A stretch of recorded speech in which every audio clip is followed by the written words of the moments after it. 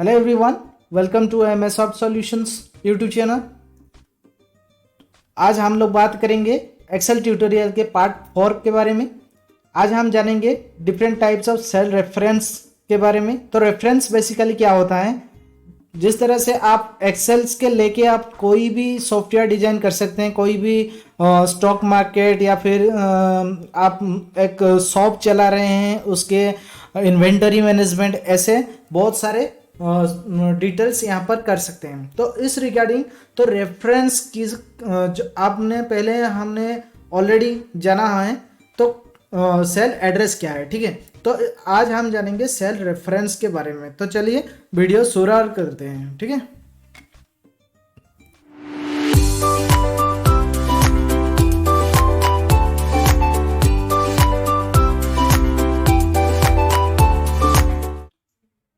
तो यहाँ पर आप देख रहे होंगे एक्सेल्स के विंडो यहाँ पर मैंने ओपन करके रखा है और एक टेबल्स बना के रखा है, जिस तरह से आप समझ में आए और what is cell reference. Okay, तो सेल रेफरेंस कुछ नहीं है। ये देखिए मैंने यहाँ पर सिलेक्ट कर लिया, तो ये जो D3 आ रहा है ये इसका एड्रेस है, ठीक है। अगर मुझे एक इंटरव्यू में जाना, मैं वहाँ पर वो पूछेंगे कि आपके रेफरेंस कौन है, ठीक है। तो रेफरेंस मतलब मैं तो आया हूँ, उनके रेफरेंस लेके आया हूँ, ठीक है। तो रेफरेंस इस तरह से समझ जाता है यहाँ पर। तो बेसिकली रेफरेंस क्या है, पर रेफरेंस यहाँ पर डिटेल्स हम लोग जानेंगे कैसे रेफरेंस कहाँ पर क्या यूज होता है। देखिए, तो यहाँ पर एटलीस्ट हम चेक करेंगे, एक इनका प्राइस यहाँ पर लिखेंगे हम लोग, देन इसका अमाउंट हम लोग कैलकुलेट करेंगे ऐसे। ये एक सिंपल स्टॉक सॉफ्टवेयर है, जैसे हम बता सकते हैं सिंपल स्टॉक सॉफ्टवेयर, ठीक है। तो यहाँ पर मैं Hindi, Odia and English language use कर रहा हूँ।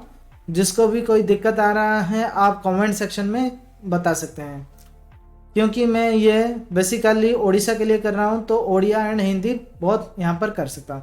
नेक्स्ट यहाँ पर हम लोग प्राइस लिखेंगे, ठीक है। तो एक ब्रेड का प्राइस मैंने यहाँ पर 15 रुपये डाला। अच्छा, रुपये सिंबल मुझे यहाँ पर नहीं आ रहा है, तो इसके लिए मैं यहाँ पर क्या करूँगा, मैंने यहाँ पर कहा था अपने डाटा यहाँ पर जाके ये कर लीजिएगा, ठीक है। तो यहाँ पर अकाउंटिंग का रुपीज सिंबल आ गया। देखिए, आप 15 लिखेंगे तो अकाउंट ऑटोमेटिकली हो जाएगा, ठीक है। तो इस तरह से टोटली को सिलेक्ट करना है और इसको सिलेक्ट करके ये वाले को सभी रुपीज में कन्वर्ट करना है और अमाउंट को भी हम रुपीज में कन्वर्ट कर देते हैं, ठीक है। अभी मैंने क्या करना है, बटर का क्या कितना है 50 रुपया, ठीक है। और चीज का कितना है 150 लिखता हूँ, टी का कितना है 100 लिखता हूँ, ठीक है। तो इस तरह से मैंने प्राइस यहाँ पर तो लिख लिया।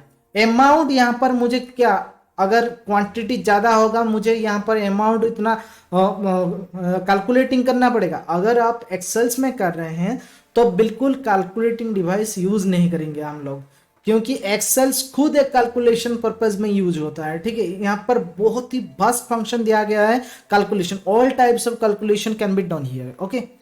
तो आप क्या करना है, सिंपल यहाँ पर हम लोग समझेंगे सेल रेफरेंस क्या है। यहाँ पर मैंने ये जो लिखा है D3, इसको यहाँ पर लाना है। तो ये जो D3 यहाँ पर मुझे लाना है और क्वांटिटी को मल्टीप्लाई करना है, ठीक है। तो मुझे ये अमाउंट आ जाएगा। तो इसमें से सेल दो टाइप, यहाँ पर सिंपली सेल रेफरेंस हम लोग समझेंगे तो दोनों टाइप का है, ठीक है।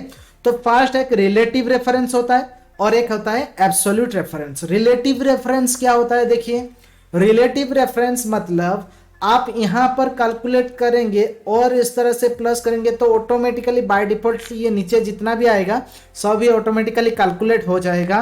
उस तरह से कैलकुलेट होगा जैसे कि रिलेटिव मतलब इसमें से किए हैं तो ये ऑटोमेटिकली नीचे नीचे जाएगा, ठीक है। तो इसको हम कहते हैं रिलेटिव। जिस तरह से आया होगा ये मैंने कंप्लीट किया तो उसके रिगार्डिंग रिलेटिवली वो नीचे ऑटोमेटिक कैलकुलेशंस करेगा। इसको कहते हैं हम रिलेटिव रेफरेंस। और एक होता है absolute reference. Basically absolute reference क्या होता है, एब्सोल्यूट मतलब एक फिक्स्ड एड्रेस, ठीक है। तो एक फिक्स्ड एड्रेस से मुझे कैलकुलेट करना है, इस तरह से हम लोग कहेंगे एब्सोल्यूट रेफरेंस। तो यहाँ पर मैं एग्जांपल दे रहा हूँ रिलेटिव रेफरेंस की। तो रिलेटिव रेफरेंस में आपको यहाँ पर क्या लिखना है, देखिए, तो फॉर्मूला बार में इक्वल टू लिखेंगे और क्या करेंगे, ये जो है D3 इसको सिलेक्ट करेंगे और मल्टीप्लिकेशन और यहाँ पर 2 करेंगे, 2 मतलब C3 करेंगे। देखिए अगर आप फॉर्मूला में देख रहे होंगे तो equal to D3 into C3 लिखा है, ठीक है। तो इसको हम एंटर कर लेंगे तो ये मेरा 30 रुपए दिखा रहा है। इसको थोड़ा सा बड़ा कर लेंगे यहाँ पर। अच्छा देखिए यहाँ पर अगर मैं प्लस कर रहा हूं तो ये ऑटोमेटिकल कैलकुलेट हो गया। यहाँ पर देखते हैं हम लोग जो रिलेटिव रेफरेंस कैसे काम आता है। देखिए यहाँ पर अगर देखेंगे तो D3 इंटू C3 लिखा है। अगर इसमें से देखेंगे तो देखिए यहाँ पर D4 इंटू C4 लिखा है। ये ऑटोमेटिकली कैलकुलेट हो गया, ठीक है। तो यहाँ पर अगर मैंने स्केप करके यहाँ पर भी कैलकुलेशन दिखा तो D5 इंटू C5 आ गया, मतलब ऐसे चल रहा है, ठीक है। तो यहाँ पर भी D6 इंटू C6। तो ये जो सेल रेफरेंस बस सेल एड्रेस है इसको हम कहते हैं रिलेटिव रेफरेंस। ओके, यहाँ पर कुछ सिंबल नहीं है, डायरेक्टली हम column name and row number use कर रहे हैं। इसको कहते हैं, क्या कहते हैं, इसको हम रिलेटिव रेफरेंस कहते हैं, ठीक है। नेक्स्ट चलते हैं हम एब्सोल्यूट रेफरेंस पर। एब्सोल्यूट रेफरेंस क्या होता है? देखिए एब्सोल्यूट रेफरेंस में हम यहाँ पर एक टेबल मैंने बनाया हुआ है, तो आप टेबल को चेक करेंगे तो मैंने यहाँ पर लेंथ cm सेंटीमीटर वाइज इस पर लेंथ लिखा हूं और यहाँ पर मुझे इंच में कन्वर्ट करना है। तो बेसिकली कन्वर्सन रेट क्या है, यहाँ पर मैंने लिखा है कन्वर्सन रेट ये वाला है, ठीक है। कन्वर्सन रेट आपको गूगल में मानने से भी पता चल जाएगा, सेंटीमीटर से इंच कैसे कन्वर्ट करेंगे तो उसका कन्वर्सन रेट आप यहाँ भी पता करेंगे, ठीक है।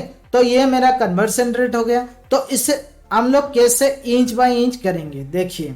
तो यहाँ पर मैंने 2 का एड्रेस नहीं ले रहा हूं, 1 का लेना है और इसको फिक्स रखना है, ठीक है।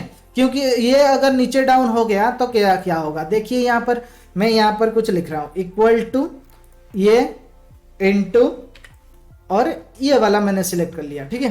तो ये मेरा आ गया 1 सेंटीमीटर का इतना। तो अभी मैं अगर नीचे कर देता हूं तो सभी का 0 आ रहा है। क्यों 0 आ रहा है, देखिए क्या दिक्कत है, क्यों 0 आ रहा है देखेंगे। तो ये देखिए B3 इंटू G4 ये तो ठीक आ गया, इसका वैल्यू यहाँ पर आ गया, लेकिन नीचे वाले में क्या वैल्यू आया है, नहीं। तो ये क्या हो गया, ये रिलेटिव रेफरेंस ले रहा है, मतलब ये ऑटोमेटिकल नीचे नीचे डाउन हो रहा है, ये मुझे नहीं चाहिए। तो इसके लिए मुझे क्या करना होगा, फॉर्मूला में कुछ चेंजेस करना होगा। जैसे कि यहाँ पर मैं जाऊंगा फॉर्मूला, फर्स्ट फॉर्मूला में, और यहाँ पर यूज करूंगा $G एंड $4। ओके, तो यहाँ पर ऐसे करूंगा और इसको यहाँ पर क्लिक कर लूंगा। देखिए यहाँ पर आ गया, यहाँ पर सभी सेंटीमीटर में आ रहा होगा, ठीक है। तो इस तरह सेंटीमीटर क्यों आया देखते हैं। देखिए यहाँ पर मैंने भी $G4 लिखा हुआ हूं, तो इसमें से भी देखिए $G एंड $4 ऑटोमेटिकली आ रहा है, मतलब एब्सोल्यूट रेफरेंस मैंने यहाँ पर पुट किया हुआ है। क्योंकि देखिए सेल एड्रेस कुछ भी चेंजेस नहीं हो रहा है, तो इसको हम कहते हैं सेल एड्रेस जो एब्सोल्यूट सेल रेफरेंस। ओके, इसको और एक वाइज भी हम कर सकते हैं, जैसे कि और एक है रेफरेंस, इसको कहते हैं मिक्स्ड रेफरेंस। मिक्स्ड रेफरेंस क्या है, बेसिकली हम एब्सोल्यूट एंड रिलेटिव एड्रेस को मिक्स करके एक एड्रेस लिखते हैं, उसको कहते हैं मिक्स्ड रेफरेंस। तो उसके लिए क्या एग्जांपल हम लोग यहां पर पुट करना है, देखिए अगर यहां पर मैंने पुट कर लिया कोई भी वैल्यू जिसका ऑटोमेटिकली इसी कॉलम में जाएगा, ये वाला अगर देखिए यहां से पुट करता हूं एब्सोल्यूट रेफरेंस क्या है, ठीक है। तो यहां पर आप देख सकते होंगे, यहां पर मैंने $G4 लिखा हुआ है, तो इसको हटा देते हैं, तो ये हो गया मेरा मिक्स्ड रेफरेंस। बेसिकली ये यूज कैसे होता है, देखिए मिक्स्ड रेफरेंस। मिक्स्ड रेफरेंस ये तो हो गया, लेकिन अगर नीचे जाएं तो 0 हो जाएगा। क्यों हो गया, देखिए यहाँ पर अगर देखेंगे तो G तो रखा है, लेकिन ये नीचे ऑटोमेटिकली काउंट कर रहा है, ठीक है। इसको हम मिक्स्ड रेफरेंस कहते हैं। ये $G तो मेरा एब्सोल्यूट हो गया, ठीक है, लेकिन ये वाला जो कॉलम रो नंबर आ रहा है ये ऑटोमेटिकली रिलेटिवली रह रहा है। तो इस तरह से आप मिक्स्ड रेफरेंस भी यूज कर सकते हैं। ठीक है, आशा करता हूं इस वीडियो के दौरान आपको लोगों को समझ में आ गया होगा किसे रिलेटिव, किसे एब्सोल्यूट रेफरेंस और किसे मिक्स्ड रेफरेंस कहते हैं और इसका यूज कैसे हम लोग कर सकते हैं। तो जिसको भी ये वीडियो अच्छा लगा तो लाइक करिए, शेयर करिए और सबसे ज्यादा महत्वपूर्ण यहाँ पर सब्सक्राइब कर लीजिए, क्योंकि सब्सक्राइब करने के बाद आप लोगों को जो भी वीडियो मैं यहाँ पर डालूंगा वो नोटिफिकेशंस में आएगा और नोटिफिकेशन में आप लोग फास्टली पा पाएंगे और देख सकते हैं हमारे वीडियो। ओके, तो थैंक यू।